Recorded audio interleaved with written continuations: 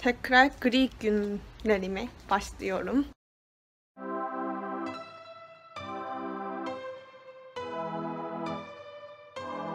Instagram'dan gelen birkaç soruları sizinle paylaşacağım. Koreliler arasında bile yani çok bilinmeyen bir yer.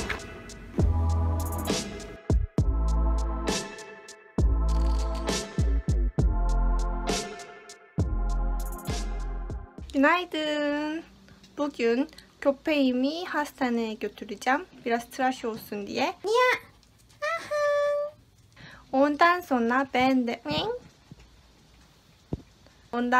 ben de Seul'u dolaşacağım. Kafeler, restoranlara. O zaman vloga hemen başlayalım. Böyle giydim. Mayemina. Evet, köpeğimi hastaneye götürdüm. Hastane olduğu için video çekemedim. Şimdi Daiso'ya gideceğim. Daiso, Kore'nin 1 milyoncu versiyonu. Oraya gidip bir şey alıp arkadaşımla buluşacağım.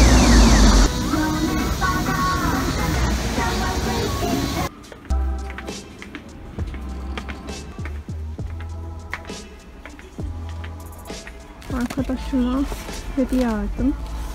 Hediye koymak için bir poşet alacağım.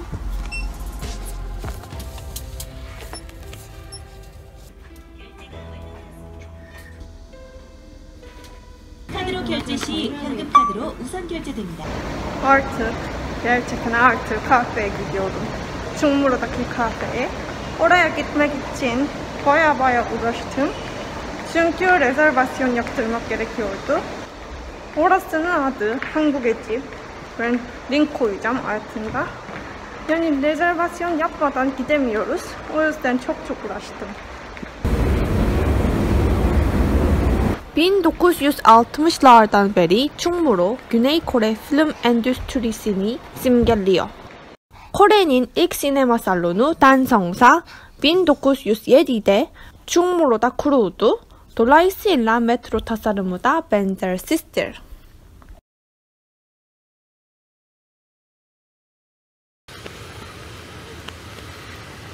Merhaba arkadaşlar.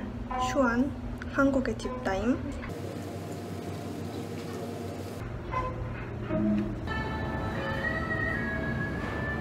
Burada Kore tatlıları yiyeceğim. 소화 참외 팥빙수입니다.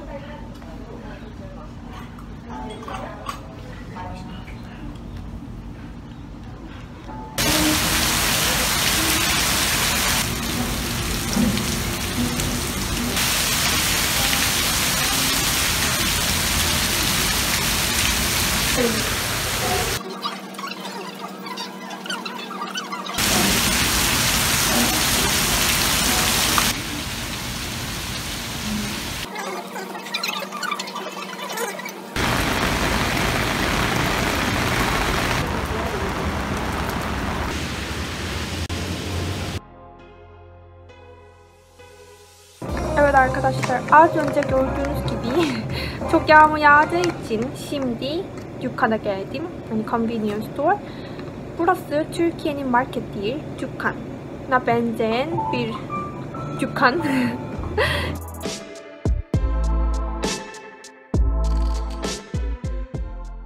Daha önce size dükkanı anlattım mı bilmiyorum ama Kore'de dükkanlar böyle hani oturabilecek yerlerde var. Orada oturuyoruz.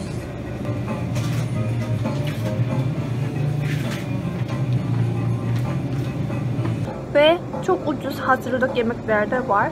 Eğer Kore'yi gezerseniz buraya da gelmenizi tavsiye ederim.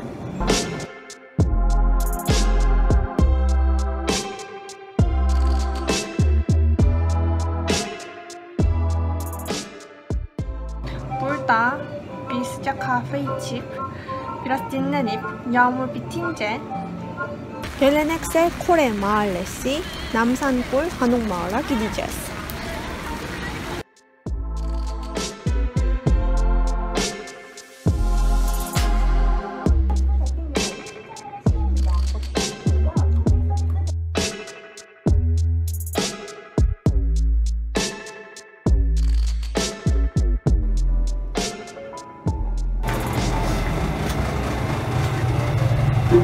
Yağmur bitti galiba. Yağmur bitti.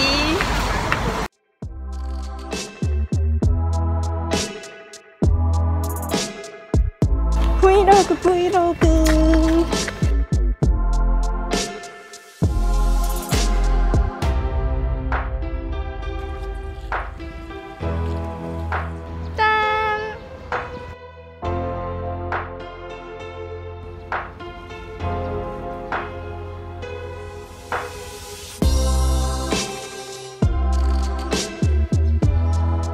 Burası Koreliler arasında bile çok bilinmeyen bir yer ama çok sakin.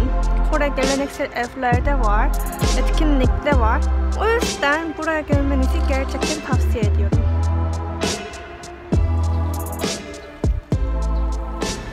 Namsan Kulesi.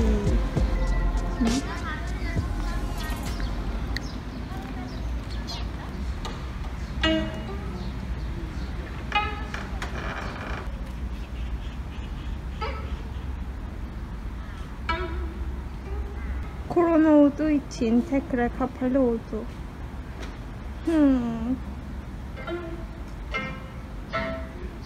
Bu biraz ne zaman bitecek?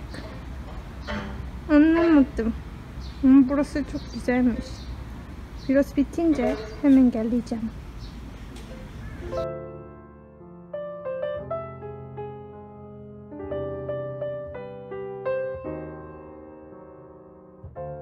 서울 600년을 맞이한 오늘날의 시민생활과 서울의 모습을 대표할 수 있는 문물 600점을 캡슐에 담아 그리코레.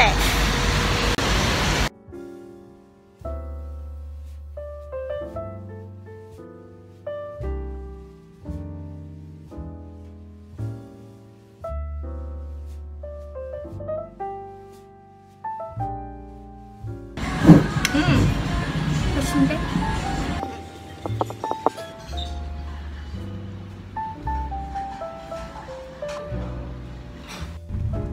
Ve benim düşüncelerimi sizinle konuşacağım. Günaydın. Bugün Itaewon'da arkadaşımla buluşacağım. Ama hava öyle. Şöyle hep gri. Değil mi? Şimdi yağmur yağmıyor da sonra yağacak gibi. Bu sabah çok yağdı.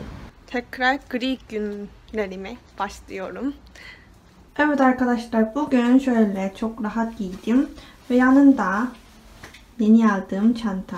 Metroya gidiyorum. Aslında Kore yazın bu kadar her gün yağmur yağmıyor yani 2-3 hafta yağıyor da bugünlerde hep öyle. Yani bilmiyorum neden öyle olduğunu.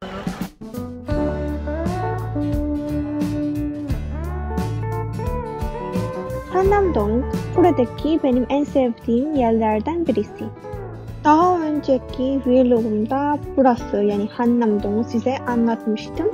Bu videoda izlerseniz çok sevinirim.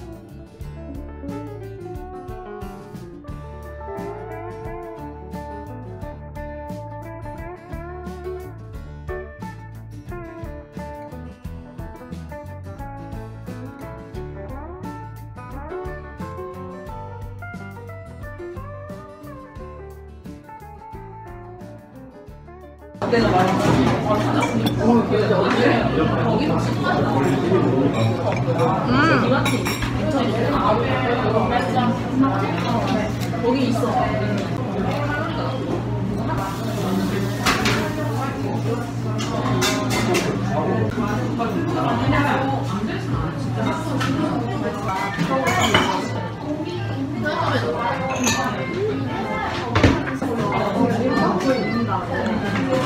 감사합니다.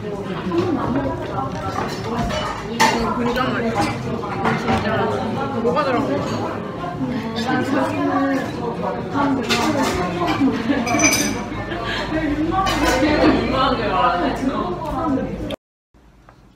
Evet arkadaşlar, çok yağmur yağdığı için şimdi eve geldim. Görüyorsunuz, gri, kapalı gün.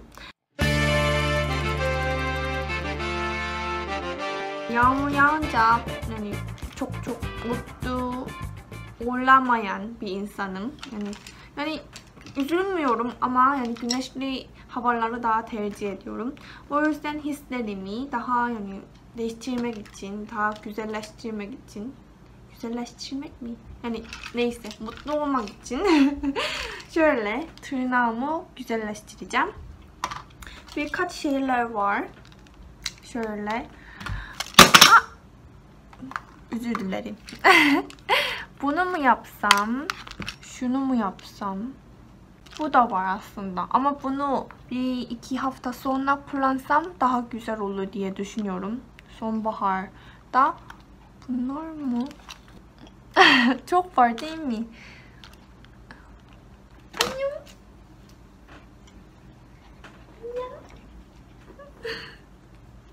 Otur.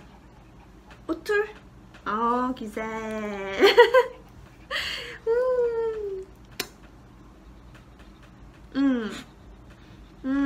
Evet arkadaşlar, seçtim bu.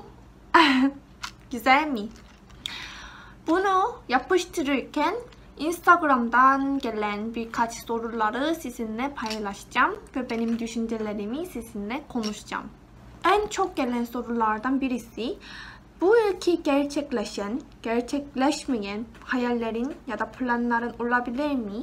Ve gelecek planlarımda merak edenler de var. O yüzden bugün gerçekleştiremeyen, gerçekleştiren ve gerçekleştirmek isteyen, çok zor. O yüzden bugün gerçekleşen ve gerçekleşmeyen planları sizinle konuşacağım. Ve gerçekleştirmek istediğim planlar, yani gelecek planlarımda sizinle konuşacağım. O zaman başlayalım. Aslında bu yıl gerçekleştiremediğim şeyler çok. Yani bahaneyi bulmak istemiyorum. Ben bunun yüzünden yapamadım, bunun yüzünden yapamıyorum demeyi pek sevmeyen insanım. Ama yani koronadan yapamadığım şeyler çok. Mesela YouTube kanalımda Simge Seul'de videolarını gerçekten çekmek istedim. Seul'ün güzel manzarasını size göstermek istedim ve Seul'de benim hissettiğim şeyleri size anlatmak istedim. Ama virüs olunca dışarıya çıkamıyorum. O yüzden gerçekten çok üzüldüm. Benim videomun kalitesi çok düşük oluyor. Maske takınca öyle oluyor ve hep içinde olunca öyle oluyor. O yüzden bayağı üzüldüm. Evet, öyle. Ve nasıl? Çok güzel olmadı değil mi? Neyse, yapacak bir şey yok. Ve gerçekleştiğim şey ise evet. Bu yıl YouTube kanalımın abonem 1000 olsun dedim. Ama şimdi 1800 oldu. Gerçekten çok teşekkür ederim. Sayenizden ve yorumlarınızdan gerçekten eğlenerek video çekiyorum bugünlerde. Ve planladığım şey var. Planlıyorum ve gerçekleştireceğim bu yıl. Umarım. Bu ise İngilizce ile video çekmek. Hem Türkiye hem Kore hakkında güzel anlatırım yabancılara. Ama altıda Türkçe tiyatro olacak. Evet, siz rahatsız olmayacaksınız umarım. Oldu. Evet arkadaşlar, umarım bugünkü ve dünkü vlogumu eğlenirsiniz. Ve biz başka zaman diğer güzel videolarla görüşmek üzere. Görüşürüz.